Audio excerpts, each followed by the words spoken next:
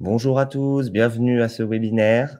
On va laisser quelques petites secondes pour laisser chacun d'entre vous se connecter. Vous êtes tous en train d'arriver, donc on va juste attendre une petite minute ou deux, le temps que chacun d'entre vous puisse arriver. Vous avez reçu vos emails de rappel il y a peu. Il est 11h01, nous allons démarrer ce webinaire consacré au service SOC pour les PME avec la XDR plateforme dans quelques instants. Soyez les bienvenus. Vous avez un onglet de chat disponible si vous souhaitez pour poser vos questions ou si vous souhaitez juste échanger entre vous ou échanger avec les intervenants. N'hésitez absolument pas.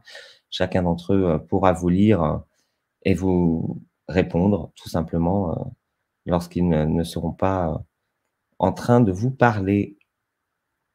Vous êtes tous en train d'arriver. Soyez les bienvenus. Nous allons pouvoir commencer ce webinaire dans quelques secondes.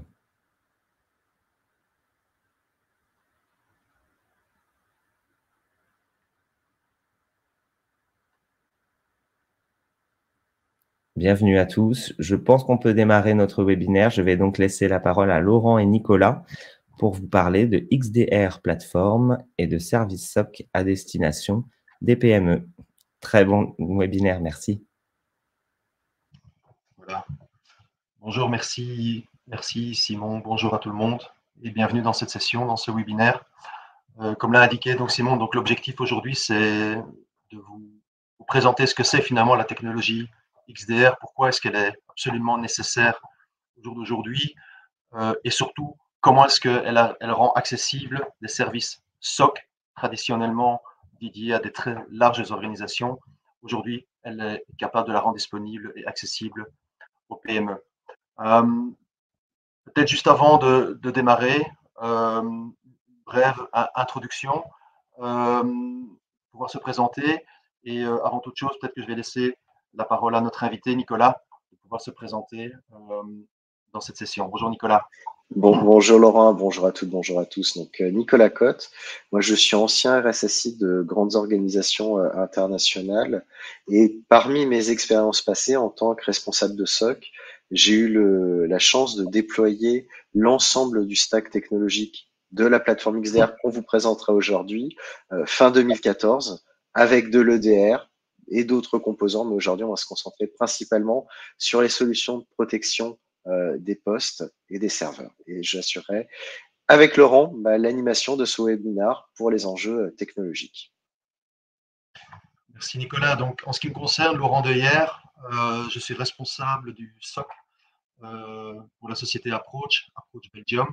Une grosse vingtaine d'années d'expérience professionnelle, essentiellement et uniquement basée sur de la cybersécurité, sécurité informatique. Je travaille pour plus grosses multinationales avant de rejoindre Approach depuis maintenant 5 ans. Alors, juste peut-être aussi pour démarrer, un petit mot d'introduction sur notre société. Donc, Approach, une société qui existe depuis maintenant 20 ans. Notre cœur de métier, c'est la cybersécurité.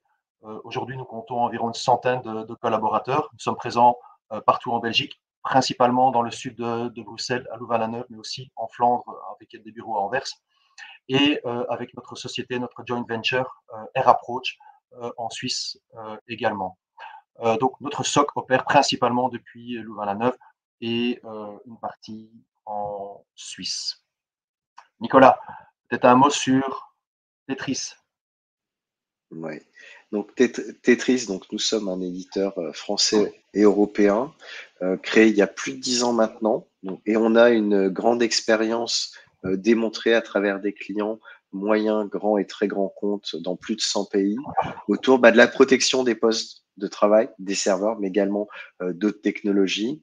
On a la particularité, c'est que l'hébergement de nos données est en Europe, donc on parlera d'éthique, de traitement de la donnée avec Laurent aujourd'hui. Et notre force est ce retour d'expérience sur la neutralisation automatique des menaces sans intervention humaine.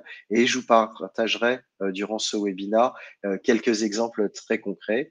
Aujourd'hui, on est plus de 230 collaborateurs, donc plus de 150 personnes, spécialistes techniques, recherche et développement, qui travaillent et œuvrent collectivement au bénéfice de votre cyber-résilience. Et c'est un très grand plaisir aujourd'hui d'animer ce webinaire avec Laurent d'Approach. Merci Nicolas. Alors, afin d'introduire cette session, ce webinaire, finalement, j'ai voulu démarrer par présenter un petit peu le paysage de la cybermenace, et notamment, peut-être plus précisément, en Belgique. Et donc, commencer par présenter quelques chiffres clés qui peuvent donner une bonne indication de ce que représente la cybercriminalité ici en Belgique. Donc, il est intéressant quand même de constater que 2 entreprises sur 5 ont été victimes de cybercriminalité en 2021. Parmi ces entreprises, 2 PME sur 5 sont victimes de cyberattaques. Et donc, ça démontre en effet que la cybercriminalité n'est plus uniquement, je dirais, une affaire d'infrastructures critiques, de grosses administrations ou de grosses multinationales, mais c'est bien une inquiétude réelle pour l'ensemble du paysage économique actuel. Voilà, de la même manière, effectivement, on a constaté que 2 entreprises sur 3 ont été victimes à plusieurs reprises d'actes cybercriminels. Et donc, oui, on le voit tous les jours dans les nouvelles aussi. Maintenant, une attaque cyber n'est plus anecdotique, n'est plus un fait exceptionnel. Ça rentre presque dans les faits divers. Et donc, cette menace continue de croître et pour plusieurs raisons. Et donc, les raisons, quelles sont-elles? Elles sont multiples et forcément, la menace cyber évolue, elle aussi, et elle s'intensifie. C'est quand même intéressant de noter, et je pense que c'est important aussi pour bien comprendre la suite de ce webinaire, qu'aujourd'hui, plus de 60% des attaques ne sont pas liées à des logiciels malveillants. Ça veut dire quoi? Ça veut dire que le pirate informatique, aujourd'hui, utilise des moyens techniques légitimes sur les postes de travail, sur des environnements digitaux, qui lui permettent finalement d'atteindre ses fins sans nécessairement utiliser de logiciels malveillants. On pense notamment à des scripts PowerShell, sans vouloir rentrer dans le détail, mais qui effectivement sont de plus en plus utilisés. Alors, ce qu'on remarque aussi, c'est une augmentation. Effectivement, Laurent, pour aller plus loin, on retrouve, et là, c'est aussi l'expérience qu'on a sur les différents pays où on opère, cette transition d'outils. Il y a moins d'outils sur étagère, donc là, c'est les fameux logiciels malveillants dont on parle, et il y a une recrudescence de l'usage des logiciels qui sont déjà présents dans vos parcs. Et ça, c'est un pivot qui est important, puisqu'on va utiliser le fait qu'ils soient présents et détourner leur usage pour mener à bien en fait ces attaques et ces exploitations qui vous font tant souffrir. Voilà, merci Nicolas pour ces précisions. Je pense qu'il y a un deuxième vecteur également qui est l'explosion des 0D, qui sont de plus en plus inquiétants. Et pourquoi? En général, lorsqu'on parle d'une attaque 0D, souvent ça implique qu'il est déjà trop tard, parce que le pirate a finalement réussi à exploiter une faille qui jusqu'alors était encore inconnue. Et donc, finalement, vous êtes à la merci de tous les pirates parce que vous n'avez pas eu l'occasion de vous protéger ou de patcher vos systèmes informatiques. Et donc, ça crée forcément un accroissement et une possibilité étendue de l'acteur de menace. Je pense aussi, ce qui est intéressant de noter, c'est qu'aujourd'hui, 2 logiciels malveillants sur 3 passent sous le radar des antivirus traditionnels. En fait, lorsqu'on regarde la complexité d'une attaque malware aujourd'hui, dans un malware, si à l'époque, je dirais, il exécute 6 ou 7 actions, aujourd'hui, un malware va exécuter environ une petite quinzaine d'actions. Et donc, cette sophistication rend sa détection de plus en plus difficile et surtout pour des solutions d'antivirus traditionnelles basées essentiellement sur de la signature. Alors enfin, la situation géopolitique, effectivement, accroît le niveau de la cybermenace. On entend beaucoup de choses, des nouvelles, parfois des fake news. Donc on ne sait pas très bien comment se positionner. Moi, ce que je dis en tout cas, c'est qu'il vaut mieux prévenir que guérir. Et donc, effectivement, si à un moment donné, peut-être qu'aujourd'hui, la probabilité d'une attaque sur nos institutions et sur vos organisations reste encore faible ou modérée. En tout cas, la menace, elle est bien réelle, elle est bien présente et les impacts peuvent être désastreux. Donc, je pense que tout ça doit être une prise de conscience pour l'ensemble du secteur économique, quel qu'il soit. Et donc, je pense aussi, voilà, pour finir un petit peu cette introduction, je voulais aussi passer un tout petit peu de temps sur la ligne de temps d'une cyberattaque et vous expliquer un petit peu quels en sont les enjeux.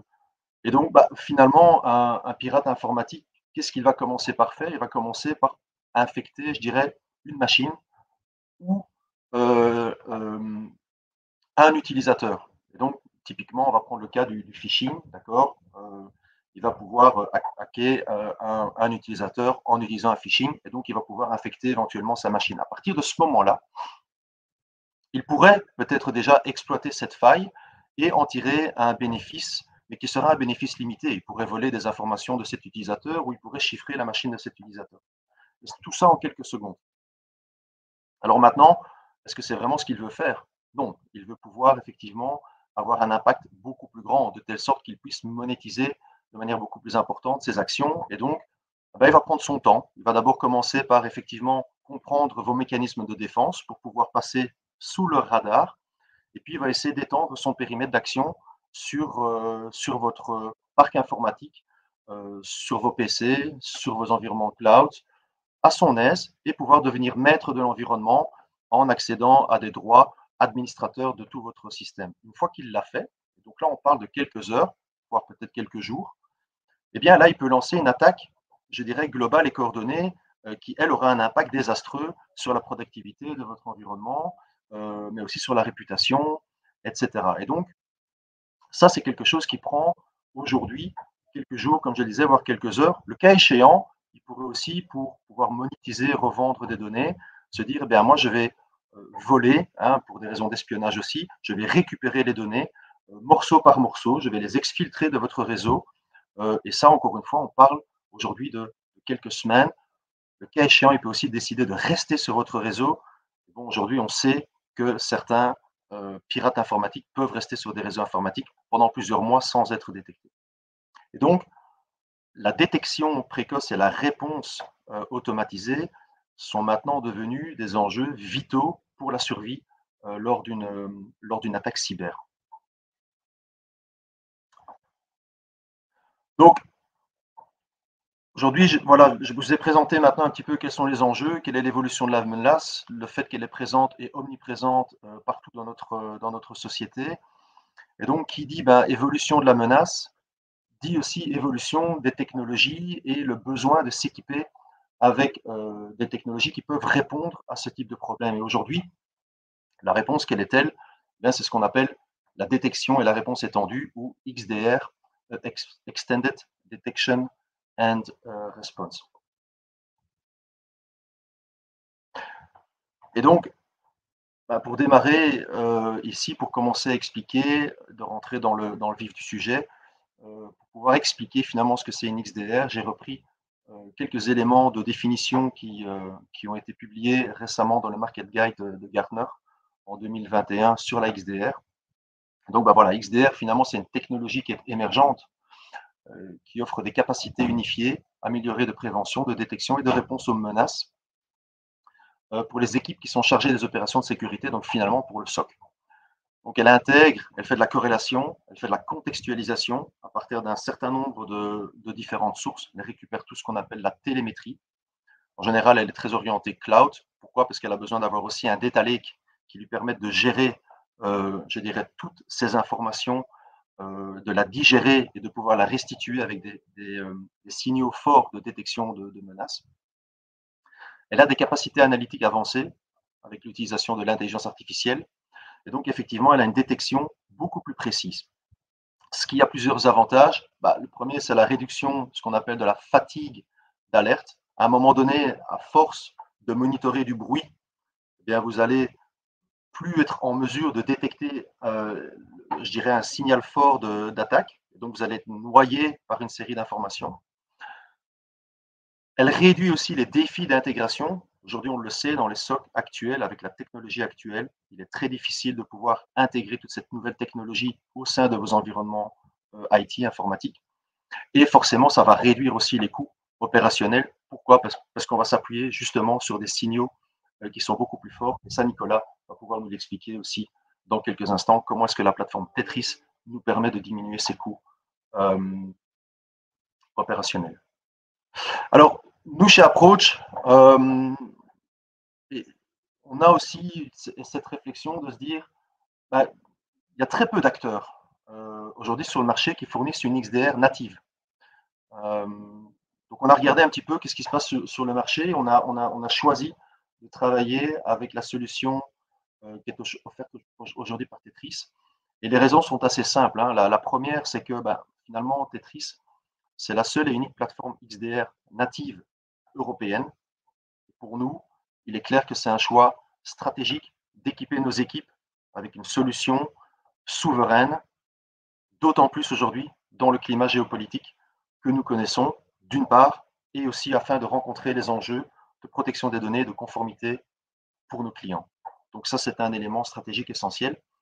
Le deuxième, c'est que la combinaison de la solution Tetris avec nos services SOC, nous, chez Approach, nous permet d'offrir des solutions qui sont adaptées et très attractives, notamment pour les PME.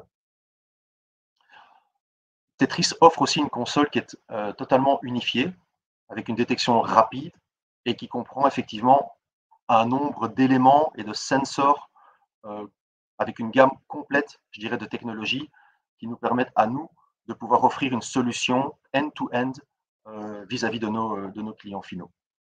Forcément, elle intègre la technologie d'intelligence artificielle et le machine learning, ce qui va aussi nous permettre à nous de diminuer fortement nos coûts opérationnels. Elle offre une intégration rapide, donc pas besoin de jeter tous vos investissements à la poubelle, notamment en termes d'antivirus. Cette plateforme permet et est compatible avec vos capacités de défense actuelles, mais elle va offrir un niveau de sécurité supplémentaire. Et finalement, et je pense que ça c'est un élément quand même essentiel, elle permet d'offrir une réponse automatisée en 24/7, ce qui, au milieu de la nuit, quelque chose se passe mal sur votre environnement, il va pouvoir prendre la décision directement de neutraliser la menace, de la contenir, voire de la supprimer. Et donc, ce qui permet quand même d'apporter un certain confort, puisque vous pouvez dormir maintenant sur vos deux oreilles. Voilà. Ça, c'était ma petite introduction. En tout cas, les raisons pour lesquelles on a choisi Tetris, Nicolas, et on est très content. Maintenant, je vais peut-être te laisser la parole, expliquer un petit peu qu'est-ce qu'elle offre. Ouais, merci Laurent. Donc, tout d'abord, en tant que responsable informatique, responsable sécurité ou tout simplement responsable de son entreprise, gérer ses postes de travail et ses serveurs se structure autour de 4 grandes actions. Donc, si on se base sur de la méthodologie, d'abord, c'est connaître son environnement, maîtriser son environnement, c'est protéger, c'est comment réduire en fait la surface d'exposition, c'est de la détection, et on verra dans un instant qu'est-ce que ça veut dire, et surtout, c'est limiter les impacts. Donc, tout d'abord, les risques. Aujourd'hui, le bien essentiel que vous avez d'un point de vue informatique va se situer au niveau du poste de travail et au niveau du serveur. Donc, avec la plateforme Tetris, en s'appuyant sur l'EDR plus particulièrement, on va pouvoir maîtriser quel est l'inventaire. Et dans cet inventaire, on va pouvoir répondre à des questions. Où sont les points de faiblesse, tels que un défaut de configuration dans une posture de sécurité? Où sont les vulnérabilités? Et peut-être même aller jusqu'à découvrir et avoir des rapports qui vous disent « Ouais, mais là, le DR, il n'est pas installé à cet endroit-là. » Donc, c'est ce qui va vous permettre dans le temps de maîtriser votre parc, aussi bien pour ceux qui ont de l'informatique bureautique que de l'informatique industrielle. Cette compétence et cette capacité unique de travailler dans les deux mondes, informatique et industriel, est mise en place chez Tetris depuis 2012. Donc aujourd'hui, au travers de la solution exploitée par les équipes d'Approach pour votre bénéfice, vous pouvez couvrir aussi bien ces deux modèles, bureautique et industriels. Vous allez aussi pouvoir réduire votre surface d'exposition. Donc, on va parler de durcissement, de réduction de la surface de risque avec des configurations particulières qui sont mises en place. La possibilité aussi de segmenter. Peut-être que vous avez une partie de votre SI qui est en mobilité, vos postes de travail en situation de mobilité, vos serveurs qui sont dans vos data centers. Donc, on va pouvoir séparer les zones de l'entreprise, c'est ce qu'on appelle le modèle de Purdue, qui découpe en 7 zones d'activité une entreprise. Et la technologie Tetris vous permet d'être protégé sur l'intégralité de ces zones.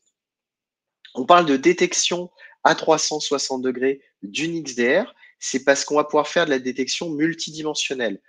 Côté réseau, on a des capacités de collecte de données réseau, on a des capacités de traitement de la donnée transverse avec du SIEM, avec du Honeypot. C'est la surveillance, on va dire, de la détection sur les postes de travail, sur les serveurs, mais également, et on l'oublie encore trop souvent, sur les mobiles. On parle des tablettes, des téléphones portables, des objets connectés. Prenez une Smart TV, elle rentre dans cette catégorie des mobiles. Et enfin, on va pouvoir sanctuariser ces différentes zones et avec la XDR, on va pouvoir faire des détections qui sont transverses au modèle de l'entreprise, mais également qui sont transverses aux, aux différents composants technologiques sur les réseaux, sur les systèmes et sur les applications. Comment ça va se faire? C'est que tout d'abord, l'EDR va venir collecter l'ensemble des informations, des métadonnées. Donc, on est bien sur de la donnée qui dit qu'est-ce qui a démarré quand, mais on ne va pas accéder à la donnée métier en elle-même. Et ça, c'est une particularité, on est les seuls à le proposer aujourd'hui sur le marché, c'est que de l'état d'identification risque, de protection, de détection, et même jusqu'à de l'investigation, parce que si vous avez des débuts d'incidents, les équipes ont besoin d'investiguer, mais quelle est la légitimité pour nous en tant qu'éditeurs, pour les équipes de Proach en tant qu'opérateurs de SOC, d'accéder au contenu de vos bases clients, d'accéder au contenu de vos emails, d'accéder à vos dossiers de financement? Il n'y en a pas. Donc aujourd'hui, on est capable de vous protéger, de faire les investigations en venant respecter avec le plus haut niveau d'éthique que l'on a dans nos deux compagnies, Approach et Tetris, qui est de ne pas toucher à votre donnée métier. Et lorsqu'une menace est détectée, on va privilégier la neutralisation automatique, donc que ce soit la mise en arrêt d'une application, que ce soit un flux réseau qui soit coupé, mais également on va venir automatiser la phase d'enquête, d'investigation. Ce qui fait que si vous étiez un jour soumis à un début de contamination, un début d'attaque, on va pouvoir réhomologuer, revalider le bon fonctionnement et permettre un démarrage rapide. Et dans quelques instants, voilà, j'aurai d'autres exemples. Donc aujourd'hui, vous ne pouvez être protégé et l'approche qu'on a avec les équipes d'Approach, c'est justement que vous soyez une PME, un moyen compte ou un grand compte, on met à votre disposition un dispositif qui est simple, qui est opérant et qui vous permet d'accéder à ces briques de sécurité, finalement, peu importe votre taille, puisque vous avez des enjeux qui fait qu'aujourd'hui, vous avez des avantages concurrentiels et nous, on travaille au bénéfice de vos avantages concurrentiels sans pouvoir être utilisé comme une arme à double usage et venir être le vecteur d'infection. Tout à l'heure, on citait quelques exemples, d'être le vecteur qui viendra arrêter vos systèmes. Et ça, pour nous, c'est quelque chose qui est très, très haut dans notre chaîne de valeur. En termes d'atouts, voilà, sur cette plateforme, c'est d'abord une amélioration de la productivité parce qu'on va venir, grâce à l'automatisation, prendre en charge tous ces événements, ces alertes et venir les bloquer. Donc, on va venir limiter les impacts. La solution est prête à l'emploi. Donc, on a vraiment travaillé en commun sur comment faciliter l'intégration, comment faciliter l'accès à cette technologie, à ce service de protection cyber et qui va vous apporter une vision qui est globale de la couverture de votre SI. L'automatisation est le maître mot chez Tetris et avec les équipes de Proach, que ce soit sur la détection, on va pouvoir tracer les actions, on va pouvoir venir vérifier auprès de bases de connaissances externes de manière anonymisée, sans venir divulguer les marqueurs qu'on aurait collectés qu'une menace est connue ou inconnue. Si elle est connue bienveillante, on va la laisser passer. Si elle est connue malveillante, on va l'arrêter.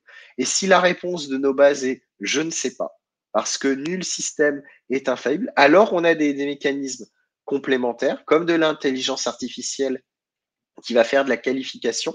Donc, c'est des réseaux neuronaux.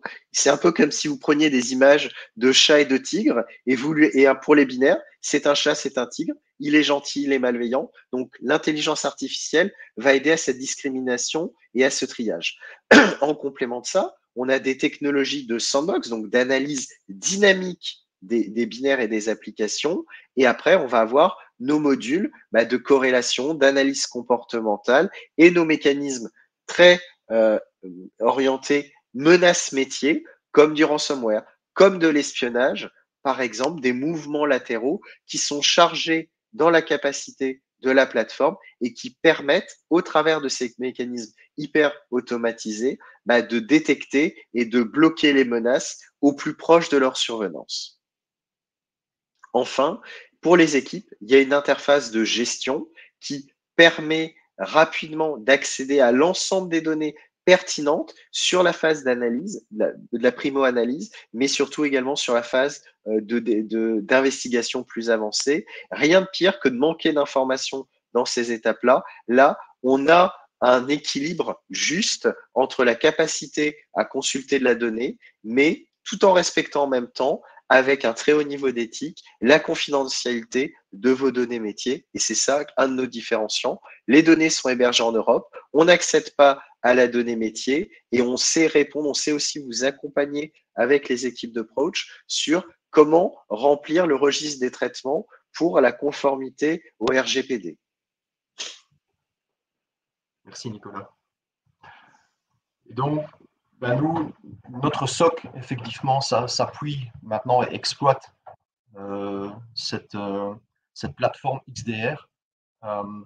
Donc, à partir de là, nous avons développé vraiment une solution qu'on appelle Managed Detection and Response et qui, à travers effectivement cette XDR et cette plateforme unifiée, nous permet d'offrir une offre de service end-to-end, en commençant effectivement par ce qu'on appelle de l'anticipation.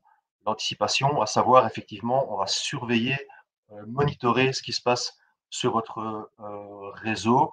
On va aussi exploiter effectivement des sources externes comme de la threat surveillance, comme on l'appelle, et on va pouvoir aussi, encore une fois, à travers tous les outils qu'offre la XDR, organiser des campagnes de chasse sur des acteurs qui sont connus ou qui sont inconnus et sur base, encore une fois, de comportement. Donc là, ce sont des actions qu'on mène qui sont proactives et qui permettent régulièrement, en temps réel, de pouvoir surveiller quel va être le niveau de risque sur votre environnement. Donc ça, c'est un premier aspect très important. Le deuxième, comme l'a évoqué Nicolas, c'est la partie protection. Donc on va pouvoir aussi, en prenant, c'est là toute la valeur effectivement du service qu'on délivre, en comprenant bien finalement quels sont vos enjeux métiers, où sont vos actifs les plus critiques au sein de l'organisation, de pouvoir mettre en place des politiques d'enforcement au niveau de vos endpoints, mais aussi de pouvoir appuyer certaines visibilités sur certains environnements.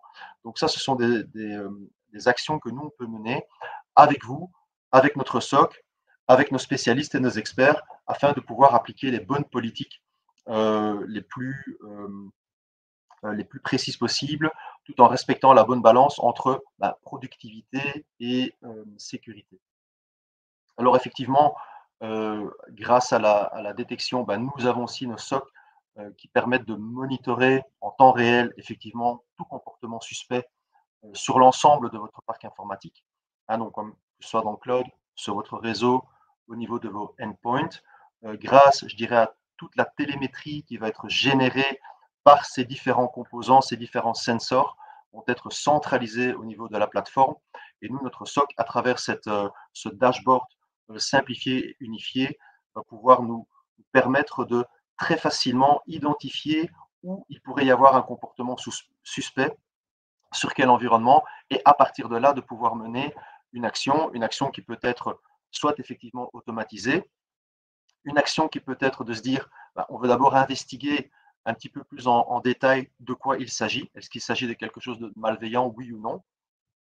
De pouvoir exploiter la technologie XDR pour aller vérifier cela sur des bases externes et le cas échéant, forcément, de pouvoir le rapporter aussi à nos clients et de pouvoir travailler avec eux sur une phase, je dirais peut-être de réponse à un événement suspect ou à un incident.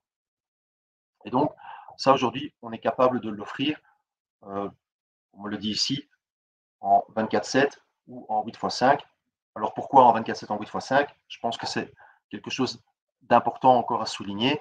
Aujourd'hui, la XDR est capable de prendre des actions totalement de manière autonome et donc de pouvoir contenir une menace à n'importe quelle heure du jour et de la nuit, 365 jours par an, ce qui fait la force finalement de cette plateforme. Et nous, on a aussi pris le choix d'opérer parfois en 8.5, donc d'avoir notre SOC qui est disponible en 8.5. Pourquoi? Ce qu'on s'est rendu compte aussi, c'est qu'on a beaucoup d'organisations qui nous disent, voilà, nous, on aimerait que vous soyez présents 24/7. On leur dit, OK, très bien, mais si quelque chose se passe au milieu de la nuit ou pendant le week-end, qui est-ce qu'on appelle de votre côté? Et donc, on s'aperçoit que finalement, parfois, les équipes opérationnelles du côté du client ne fonctionnent pas, elles non plus, en 24/7. Donc, on permet d'offrir cette flexibilité. Et aujourd'hui, la XDR ne nécessite plus d'avoir des personnes qui soient eye on the glass, hein, donc derrière leur écran en 24/7.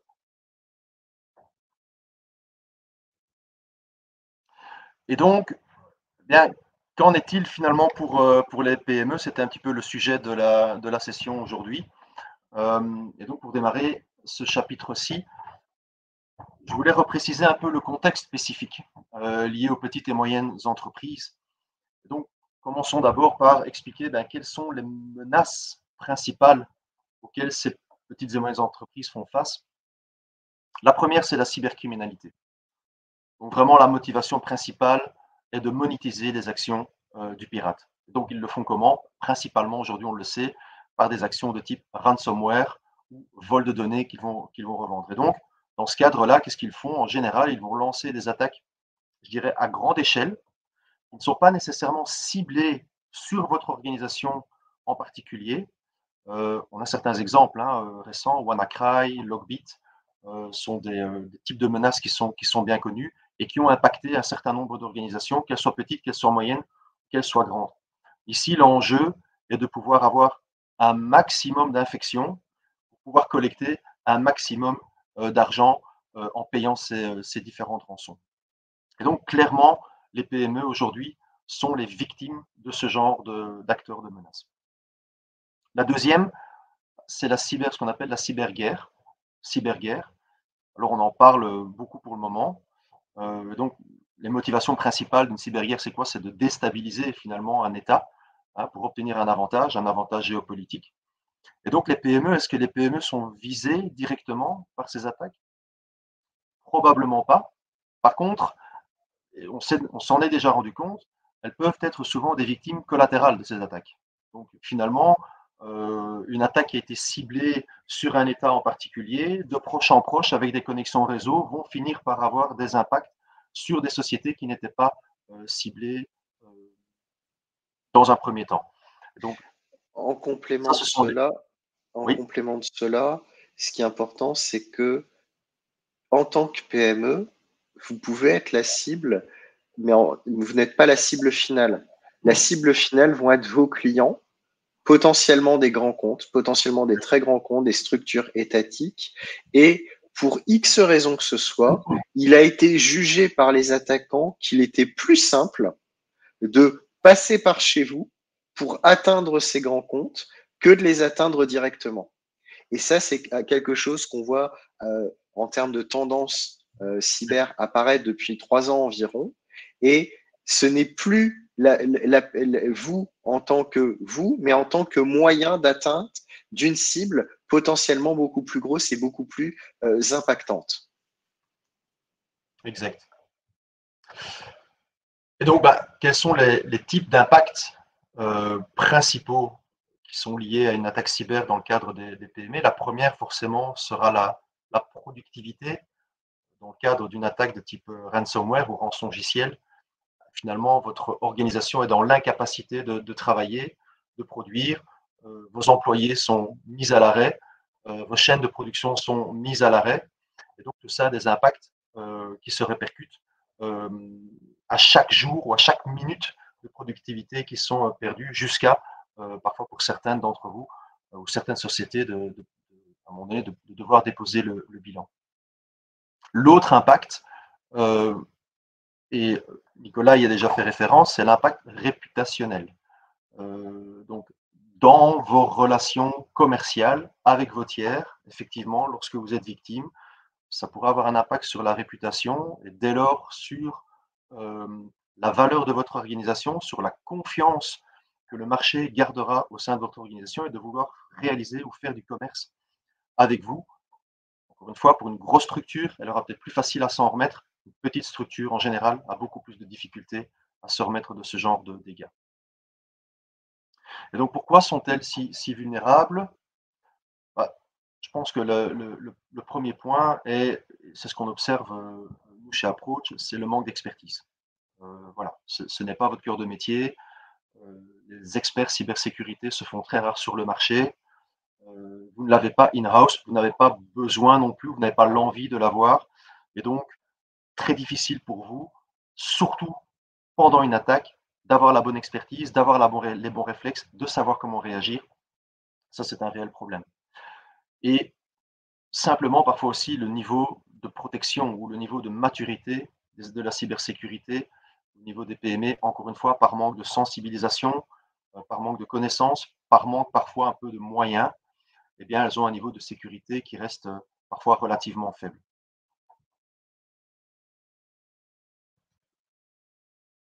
Alors, quelles sont les problématiques aujourd'hui des SOC traditionnels dans le cadre des petites et moyennes entreprises? Bien, il y en a plusieurs. D'abord, la première, la plus évidente, c'est que, by design, ces SOC ont été conçus à la base pour des grandes organisations. Donc, elles ont excusez-moi, j'ai perdu de langage. Elles ont été conçues par les grandes organisations. Elles ont effectivement une rigidité dans leurs procédures, dans leurs règles, qui n'est pas toujours adaptée, je dirais, aux petites et aux moyennes entreprises. D'accord, elles ont certainement des contraintes commerciales très lourdes, avec des conditions générales de vente qui sont très compliquées, qui ne sont pas adaptées, qui sont très contraignantes. Ce qu'on constate aussi, c'est que, et ça c'est évident, elles sont livrées depuis des pays parfois fort éloignés, donc qui n'ont absolument, les gens qui vont opérer avec vous n'ont aucune connaissance de votre culture d'entreprise, même de la manière dont vous travaillez. Et encore une fois, elles suivent des protocoles qui sont préécrits, prédestinés pour de larges organisations. Et elles sont encore souvent basées sur des règles qui sont statiques, qui sont rigides, et avec une réponse qui est manuelle, et encore une fois pas adaptée aux PME. Donc les conséquences, ces SOC-là n'apportent pas l'agilité dont les petites et moyennes entreprises ont besoin. Elles ne savent pas créer une intimité avec le client. C'est difficile pour eux. Ils sont opérés depuis des centres opérationnels qui ne sont en général même pas dans votre pays. Impossible de créer cette intimité. Forcément, elles ont été conçues par des grosses organisations. Elles sont elles-mêmes énormes. Et donc, vous pourriez parfois vous retrouver confronté à ce qu'on appelle un rapport de force. Demain, je prends un exemple. Il y a une attaque cyber, je dirais très large, à large échelle, qui atteint plusieurs clients. On se pose la question, est-ce qu'un gros SOC va vraiment mettre la priorité sur une petite PME alors qu'elle doit mettre toute son énergie et toutes ses ressources sur une société qui est peut-être beaucoup plus large et qui a un rapport de force un petit peu différent. Donc ça sont vraiment des points, je pense, essentiels. Et alors, leur modèle de coût, leur modèle de prix n'est très certainement pas adapté non plus aux petites et moyennes entreprises. Alors, comment est-ce que la solution XDR permet aux PME de bénéficier de services SOC? C'est un petit peu la synthèse de ce qu'on a discuté jusqu'à présent. La première, forcément, c'est la réduction des coûts opérationnels. On aura besoin de beaucoup moins de ressources en 24/7 pour pouvoir gérer un plus grand nombre d'informations. Donc, en termes d'efficacité opérationnelle, ça permet effectivement un gain de ressources et un gain de temps énorme.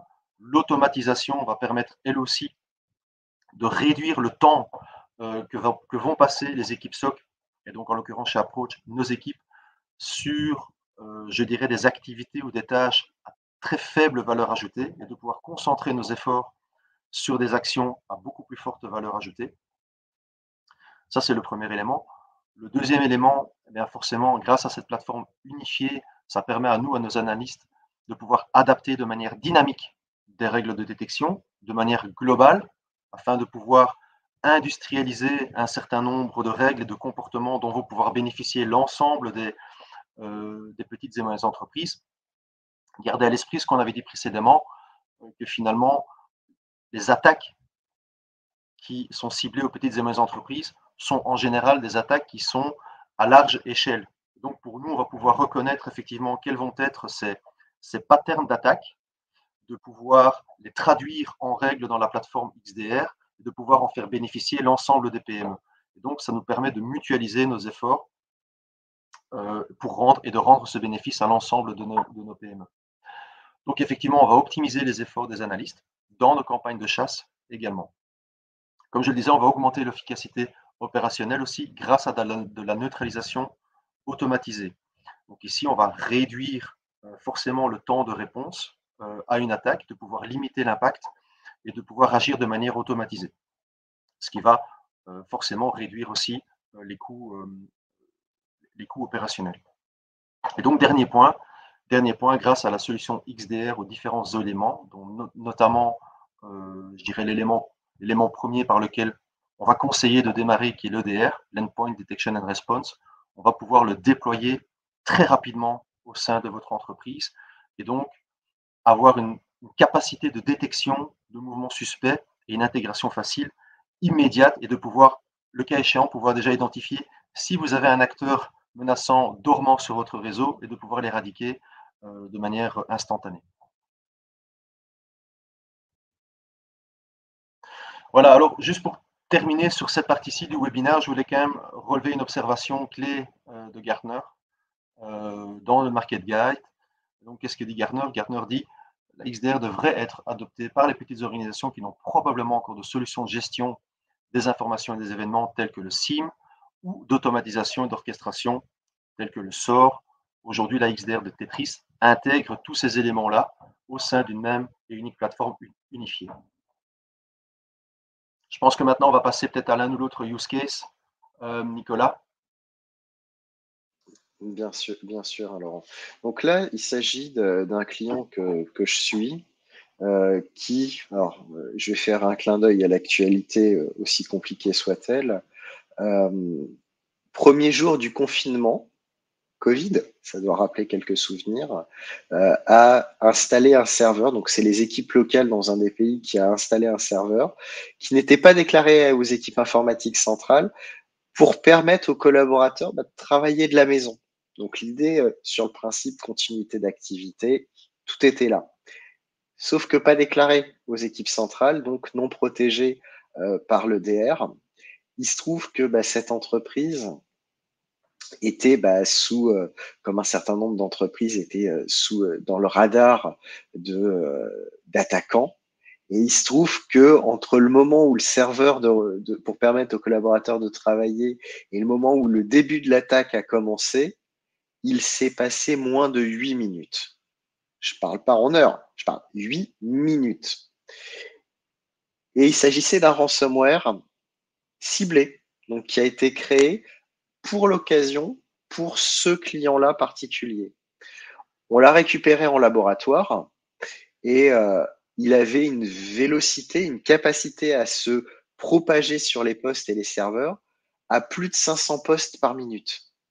Donc, Côté EDR, c'est l'intelligence artificielle sur l'agent qui a bloqué au moment de la tentative de pivot, donc c'est-à-dire que le serveur, le premier a été perdu, et à partir de ce moment-là, il y a une tentative d'aller se connecter sur les autres serveurs de la DMZ. Donc l'IA l'a tout de suite interrompu. Derrière, la CTI a déclenché, les sandbox ont déclenché, tous les autres modules ont déclenché.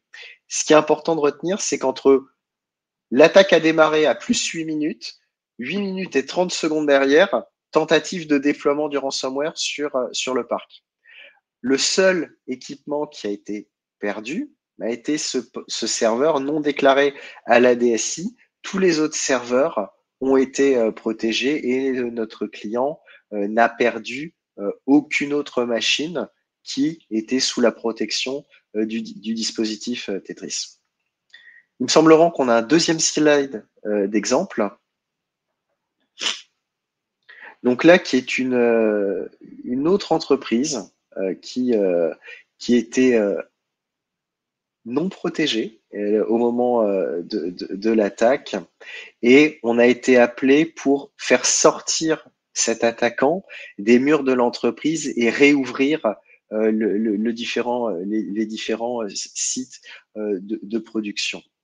Ce qu'il faut voir, c'est quand vous êtes sur des parcs de quelques milliers, quelques dizaines de milliers de machines, dans l'expérience que l'on a, sur un parc, par exemple, vous voyez, volontairement, je vais prendre un grand parc, 50 000 machines, on a déjà constaté plus de 60 000 remédiations qui ont eu lieu, donc 60 000 actions du dispositif EDR XDR qui ont eu lieu en moins de 4 heures. Humainement, c'est tout bonnement impossible à suivre. Donc c'est là où sur ces exemples, le premier exemple d'un ransomware qui a tenté de latéraliser, là une entreprise on a sauvée, mais elle a déjà eu des pertes parce qu'elle n'a pas été protégée, et d'autres entreprises qui ont été protégées. En fait, c'est bien cette notion de défense en profondeur, d'automatisation, qui permet jusqu'à présent d'avoir ces retours d'expérience et aujourd'hui qu'on vous partage en disant bah oui, un EDR managé avec des équipes d'approach est une solution qui est pertinente pour vous en tant que PME, pour vous en tant que moyens et grandes organisations.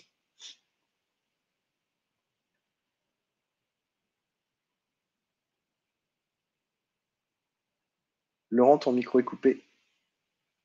Je disais merci Nicolas, on arrive bientôt au terme de cette présentation. Je crois qu'il reste peut-être encore l'une ou l'autre slide à présenter. Donc voilà, ici peut-être juste pour synthétiser et aussi présenter en un slide les services SOC que nous livrons à nos clients et quels sont un petit peu nos différenciants. Le premier, nous sommes une société qui existe depuis 20 ans d'expertise en matière de cybersécurité,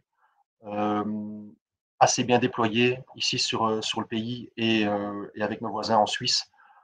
Nos clients, c'est la chose la plus importante. Donc, nous nous soucions de tous nos clients. Vous serez toujours une priorité. Nous serons toujours là pour vous accompagner, pour vous aider à améliorer votre cyber-résilience. Un autre facteur, c'est la proximité. Nous travaillons avec des ressources locales qui comprennent le contexte, qui comprennent les besoins et qui rencontrent, maintenant on peut de nouveau le faire, qui travaillons aussi chez nos clients, dans leur bureau. L'objectif, c'est de comprendre votre fonctionnement.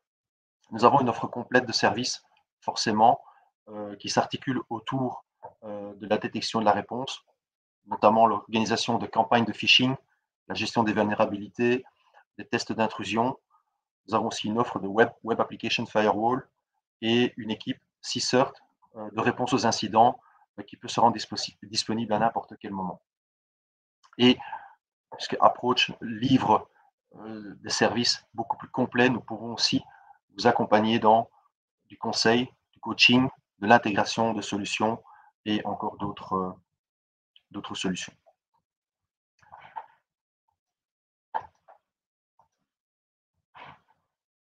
Excusez-moi, voilà. Et donc pour terminer, le dernier slide, et ça je pense que c'est la synthèse, je vois qu'il nous reste encore un petit peu de temps. Donc les bénéfices de la solution MDR, donc MDR effectivement qui rassemble la technologie XDR de Tetris avec les services livrés par notre SOC. Première, forcément, vous l'avez compris, l'action rapide. stopper finalement les cybermenaces avant qu'elles ne se produisent.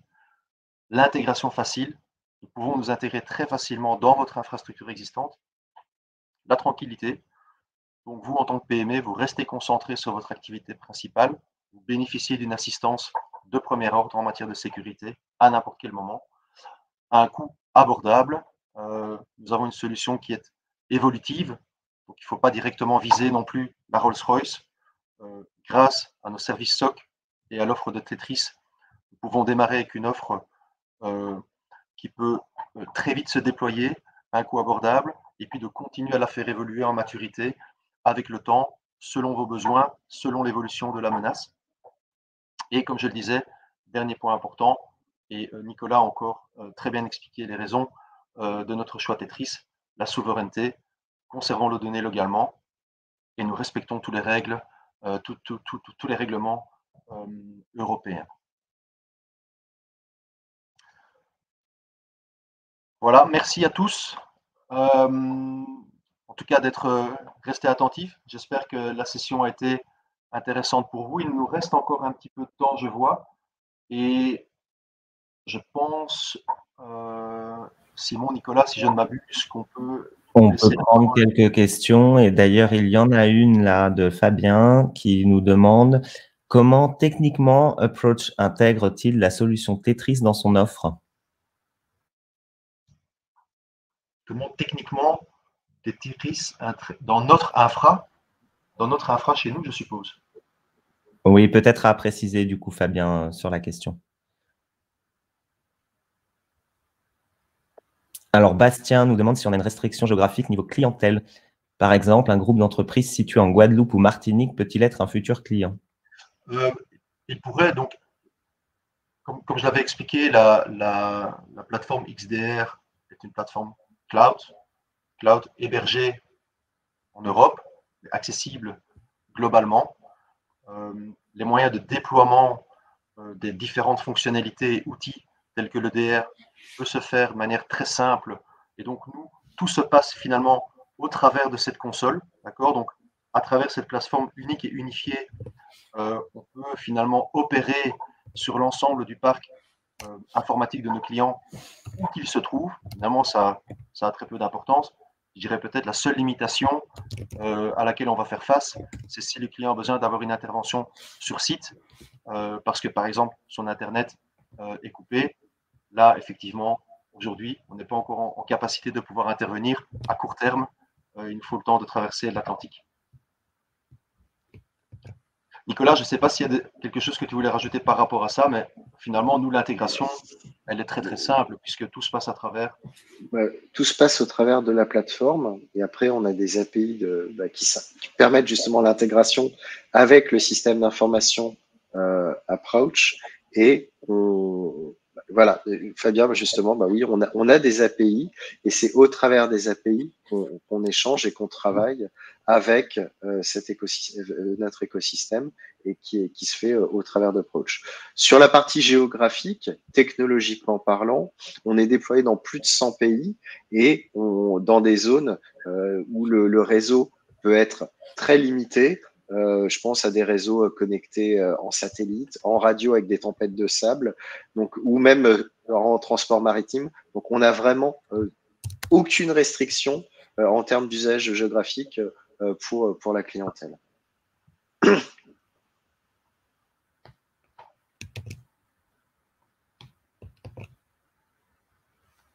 On a des questions également sur l'accès de Tetris depuis des centrales d'achat, mais alors la réponse est oui, je vous le dis. Donc, on a le CIPREC, le RESA, le Nicancer, l'Uranos notamment. Je vous le remets dans le chat dans un instant. Y a-t-il d'autres questions?